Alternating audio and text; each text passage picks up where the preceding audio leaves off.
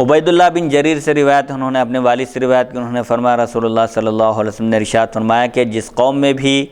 نافرمانی کی جاتی ہے وہ قوم نافرمانی کرنے والوں سے زیادہ معزز طاقتور ہو اور برائی کو نہ بدلے تو اللہ تعالیٰ ان سب کو عذاب میں گرفتار کر دے گا، سب کو عذاب کی لپیٹ میں لے لے گا۔ یعنی جہاں برائی ہو رہی ہو، برائی کرنے والے کمزور ہیں اور ان کو روکنے والے طاقتور ہیں، ڈومینیشن ہے، ان کا غلبہ ہے،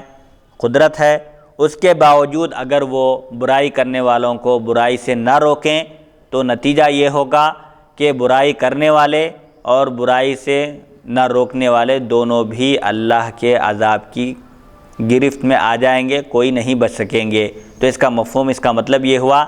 کہ جہاں برائی سے روکنے پر قدرت ہو وہاں پر اپنی طاقت کا استعمال کرنا چاہیے اور برائی سے برابر روکنا چاہیے، ورنہ اگر اللہ کا عذاب نازل ہوگا تو یہ دونوں بھی اللہ کے عذاب سے نہیں بچ سکیں گے۔ حدیث نمبر 4010، حدثنا سعید بن سوید حدثنا یحیی بن سلیم عن عبد الله بن عثمان بن خزیم عن ابی الزبیر عن جابر قال لما رجعت الى رسول اللہ صلی اللہ علیہ وسلم مہاجرۃ البحر قال الا تحدثونی باعاجیب ما رأیتم بارض الحبشہ قال فتیۃ منہم بلا یا رسول اللہ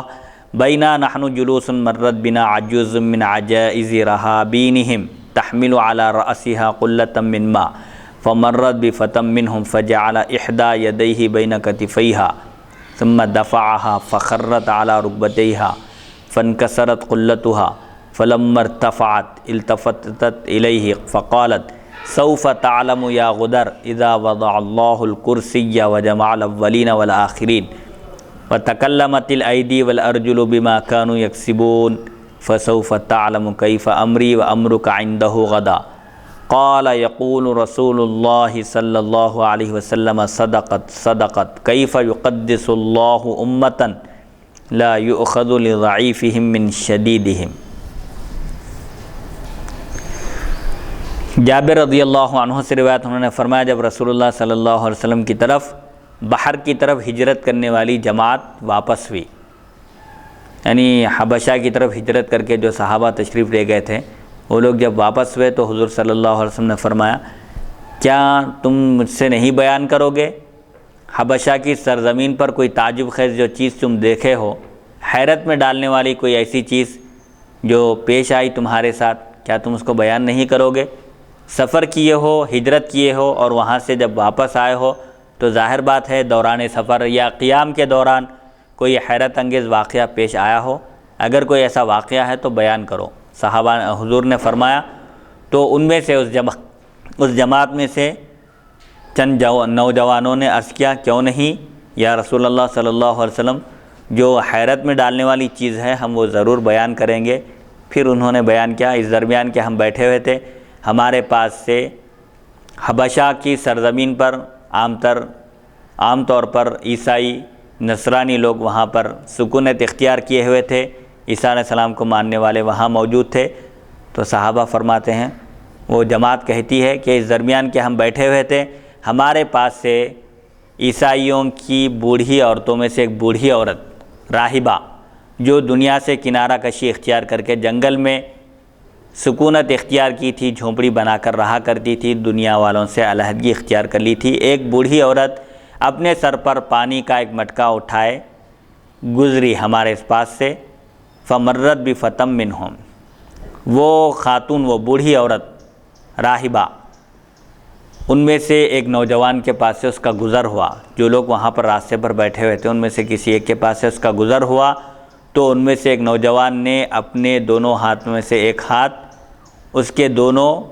کندھوں کے درمیان رکھا، پھر اس کو ڈھکیل دیا، دھکا دیا، اس بوڑھی عورت کی گردن پر ایسا ہاتھ رکھ کر ایک شخص نے اس کو دھکا دیا، سامنے کی طرف ڈھکیل دیا، نتیجے میں وہ بوڑھی عورت اپنے گھٹنوں کے بل گر پڑی اور اس کا مٹکا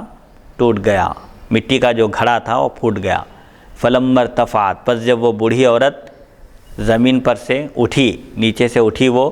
تو اس نوجوان کی طرف متوجہ ہوئی اور کہی کہ اے نادان، تم جان لو گے جب اللہ کرسی رکھے گا، یعنی اللہ تعالیٰ جب کرسی رکھے گا قیامت کے دن جلوہ افروز ہوگا اور اللہ تجلی فرمائے گا اور اولین اور آخرین کو جمع کرے گا۔ پوری کائنات جب سے بنی ہے اس وقت سے قیامت تک جتنی کائنات جتنی مخلوق تھی اس ساری مخلوق کو اللہ تعالیٰ میدان حشر میں جمع کرے گا، اور ہاتھ اور پیر بولیں گے، یعنی انسان کے ہاتھ اور پیر بھی اس وقت گویا ہوں گے، بولیں گے۔ انسان جو کچھ دنیا میں عمل کیا کرتے تھے، انسان اگر انکار کرے گا تو اللہ تعالیٰ اس کے اعضاء کو قدرت عطا کرے گا بولنے کی، ہاتھ اور پیر گواہی دیں گے اور کہیں گے کہ تم نے فلاں دن ہاتھ سے یہ کام کیا اور پیر سے یہ کام کیا۔ تو بڑھیا کہتی ہے جب اللہ کرسی رکھے گا، تجلی فرمائے گا، اولین اور آخرین، پہلے والوں کو بعد والوں کو سب کو یکجا کرے گا، جمع کرے گا، اور وہ دن ایسا خطرناک ہوگا کہ انسان اپنے جرموں کا اگر انکار بھی کر دے تو اس کے اعضاء گواہی دیں گے، اس کے اعضاء کہیں گے، ہاتھ پیر کہیں گے، اس کے منہ پر مہر لگا دی جائے گی، منہ بند کر دیا جائے گا، ہاتھ اور پیر گواہی دیں گے، اس کے گناہوں کی، اس کے کرتوتوں کو ظاہر کر دیں گے۔ بڑھیا کہتی ہے فسوف تعلموا، تم جب جان لو گے کہ میرا اور تمہارا معاملہ اس کے پاس کیسا ہوگا، تم نے مجھ پر ظلم کیا، ناحق مجھے ڈھکیل دیا، میرا مٹکا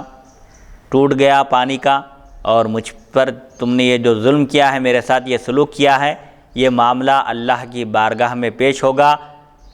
قیامت کے دن جو فیصلے کا دن ہوگا، اس دن اللہ کی بارگاہ سے مظلوموں کو انصاف ملے گا اور ظالموں کو ان کے کیفر کردار تک پہنچا دیا جائے گا۔ تم یہ بھی ذہن میں رکھو، جس دن مجھ کو اور تم کو بھی جمع کیا جائے گا، میرا معاملہ اللہ کے پاس پیش ہوگا جب تم دیکھو گے۔ تو راوی نے کہا رسول اللہ صلی اللہ علیہ وسلم ارشاد فرماتے ہیں صدقت صدقت، وہ بڑھیا ہے نصرانی، عیسیٰ علیہ السلام کو ماننے والی ہے، لیکن اس نے سچ کہا کہ جو ظالم ہوگا وہ نہیں بچ پائے گا، اور جو مظلوم ہوگا اگر اس کو دنیا میں انصاف نہیں ملے گا تو آخرت میں اللہ کی بارگاہ میں ضرور اس کو انصاف ملے گا، اللہ تعالیٰ اس کے ساتھ انصاف فرمائے گا۔ حضور فرماتے ہیں اللہ تعالیٰ اس امت کو کیسے پاکیزہ قرار دے گا، جس میں اس کے کمزور کا اس کے طاقتور سے حق نہیں دلایا جاتا، یعنی جس امت میں کمزور کا حق مارا جاتا ہے، کمزور پر ظلم کیا جاتا ہے اور طاقتور کی آؤ بھگت کی جاتی ہے، اس کی تعریف کی جاتی ہے، طاقتور سے ڈر کر کمزور کو دبایا جاتا ہے، ایسی امت کبھی پاکیزہ نہیں ہو سکتی۔ وہی امت کامیاب ہو سکتی ہے، وہی اللہ کی بارگاہ میں مقام و مرتبہ پا سکتی ہے جس میں طاقتور کو کمزور پر کوئی کنٹرول حاصل نہ ہو، کوئی طاقت حاصل نہ ہو، یعنی جس میں کمزور بھی برابر جینے کا حق رکھتا ہو، ایسی ہی امت فلاح اور کامیابی پا سکتی ہے۔ اللہ کے پاس مقدس امت بھی وہی ہے جہاں پر کمزور اور طاقتور کے درمیان کوئی امتیازی سلوک نہ کیا جاتا ہو بلکہ دونوں کے ساتھ یکساں سلوک کیا جاتا ہو، ایسی ہی امت تقدس کی ضامن ہو سکتی ہے، اللہ کے پاس اس کو تقدس حاصل ہو سکتا ہے، یعنی پاکیزگی، برتری، بزرگی۔ تو مطلب یہ ہے کہ جیسا کہ خلفائے راشدین کو بھی جب منتخب کیا گیا، خلافت کی ذمہ داری انہوں نے سنبھالی، تو سب سے پہلے انہوں نے جو خطبہ دیا سب نے یہی کہا کہ اگر کوئی طاقتور کسی کمزور پر ظلم کرے گا تو ہم جب تک کمزور کا بدلہ نہیں لیں گے خاموش نہیں بیٹھیں گے، کمزور کو اس کا حق دلایا جائے گا، جو ضعیف ہے مالی اعتبار سے یا جسمانی اعتبار سے جو کمزور ہے وہ ہمارے نزدیک طاقتور ہے، اور جو مال و دولت کی بنیاد پر غرور کر کے سمجھتا ہے کہ وہ طاقتور ہے، سپر پاور ہے، وہ ہمارے پاس کمزور ہے، ہم اس کو بخشیں گے نہیں، اگر وہ ظلم کرے گا تو ہم اس کو اس کے انجام تک پہنچا کر رہیں گے۔ صحابہ نے یہ عہد کیا۔ جب بھی خلفائے راشدین نے خلافت کی ذمہ داری سنبھالی، انہوں نے خطبہ ارشاد فرمایا اور کہا کہ اب مخلوق کو ڈرنے کی ضرورت نہیں ہے، ہم انصاف کریں گے، اور کوئی طاقتور ہرگز اس خام خیالی میں نہ رہے کہ وہ مال و دولت دے کر چھوٹ جائے گا اور غریب کا خون کر دے گا یا کمزور کو دبائے گا، ایسا قطعاً نہیں ہو سکتا۔ کمزور کو اس کا حق دلایا جائے گا، اور جو طاقتور ہوگا اگر وہ ظلم کرے گا تو وہ اپنے ظلم کی سزا پا کر رہے گا۔ یہ خلفائے راشدین کے خطبات تھے، انہوں نے مخلوق کے سامنے تقریر کی اور کہا کہ مجھے ذمہ داری دی گئی ہے خلافت کی، اور اگر تم مجھے غلط راستے پر چلتے ہوئے دیکھو، سیدھے راستے سے ہٹتے ہوئے، تو تم کو برابر یہ حق حاصل ہے کہ تم خلیفہ وقت کو بھی ٹوک دو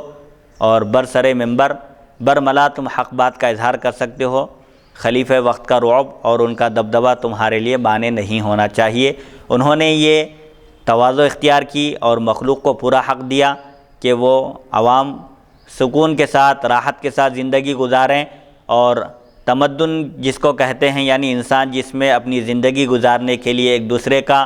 محتاج ہوتا ہے، اس بات کو ذہن میں رکھیں اور کوئی کسی پر ظلم و زیادتی نہ کرے، سب ایک دوسرے کے ساتھ اخلاق کے ساتھ پیش آئیں، ایک دوسرے کا خیال رکھتے ہوئے چلیں، خود بھی جئیں اور دوسروں کو بھی جینے دیں۔ یہ ان کا درس تھا۔